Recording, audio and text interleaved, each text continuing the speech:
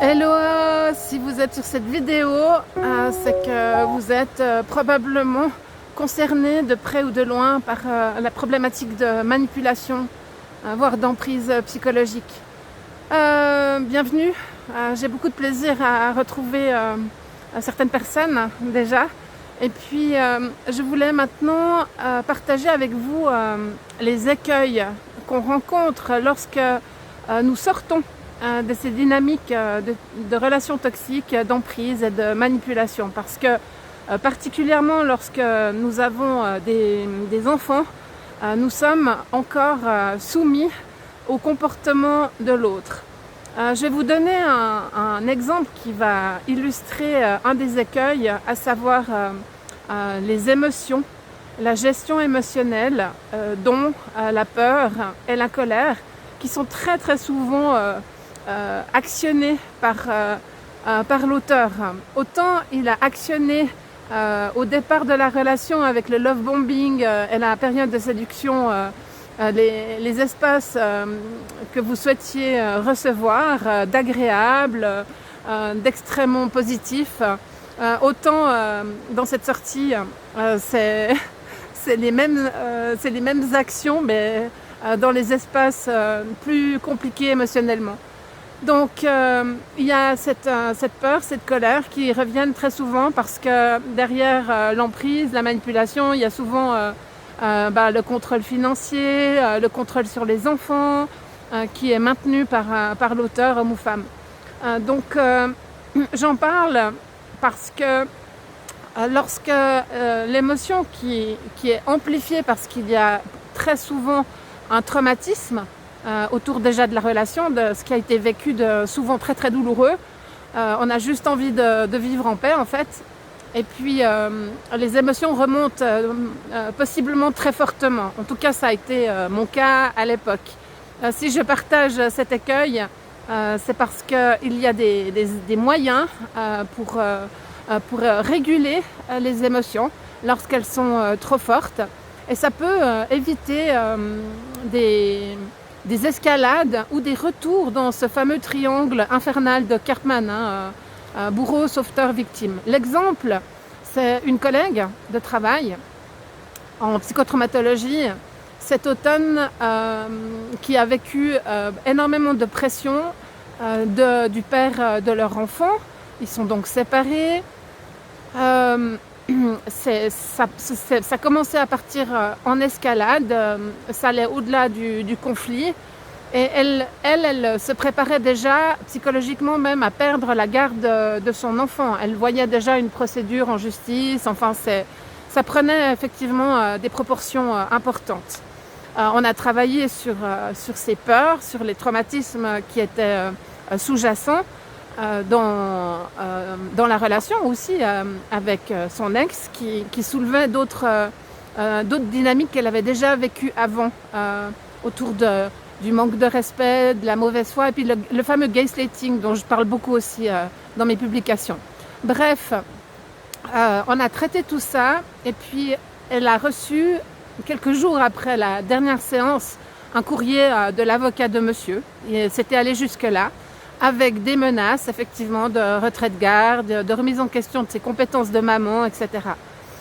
Donc du coup, c'est probablement la peur principale chez un parent qui sort d'emprise, c'est de perdre son enfant. Et le fait d'avoir traité cette peur-là particulièrement a permis à ma collègue de se positionner par rapport à ce courrier.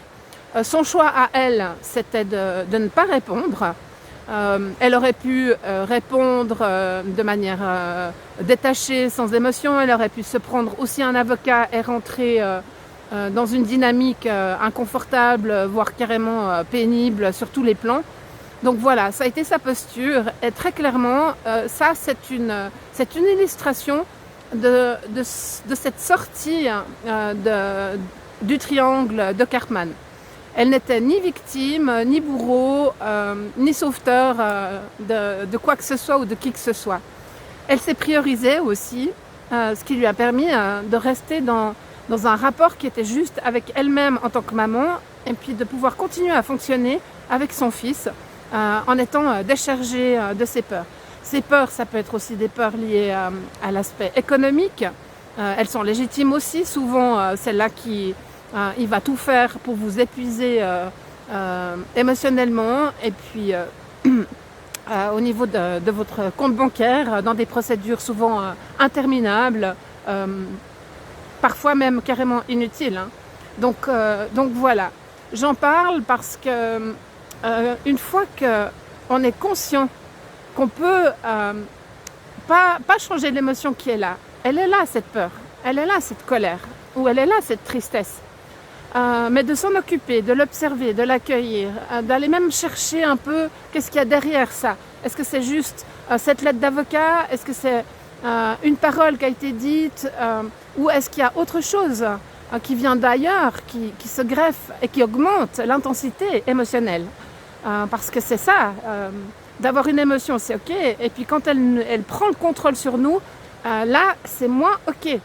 Dans la gestion des événements, c'est des pistes non négligeables pour donner des réponses qui sont les plus détachées possibles, pour non seulement sortir du triangle, mais vous préserver des comportements extérieurs. Et c'est un chemin. Le cerveau, il est en mode entre guillemets danger, puisque l'autre a été facteur de traumatisme et de blessures profondes. Donc il va pas forcément du jour au lendemain changer son mode, il va s'activer, mais en s'occupant de l'émotion, en prenant soin d'aller reconnecter un espace en soi qui est calme. Parce que oui, même dans ces situations extrêmement activantes, il y a la possibilité, la pleine conscience est une piste, la méditation est une piste, de retrouver ce que je commence à pas mal dire aussi au niveau du système nerveux, pour retrouver un équilibre et un calme intérieur qui est extrêmement intéressant en fait. C'est d'aller dans le système ventral du nerf vagal. Et ça se fait pas comme ça en claquant des doigts. C'est vraiment des exercices de respiration ciblés. C'est un entraînement, si possible quotidien. Il y a aussi des mouvements pour détendre la musculation. C'est souvent la nuque, la tête, le dos qui sont sollicités par du stress à répétition, par ces émotions très très difficiles à gérer. Donc voilà, l'invitation, c'est d'aller dans ces espaces-là dès que vous pouvez au moins essayer de tester, et déjà de voir qu'en inspirant 4 secondes, en expirant par la bouche 6 secondes, 8 secondes si possible, régulièrement dans votre journée, vous allez retrouver souvent plus rapidement que ce qu'on croit, croyez-moi, un espace de calme qui vous permet de donner une réponse qui est bonne pour vous et qui ne va pas alimenter le jeu tordu dans lequel l'autre veut vous maintenir, hein, ce fameux bac à sable dont j'ai déjà beaucoup parlé. Prenez soin de vous, à bientôt.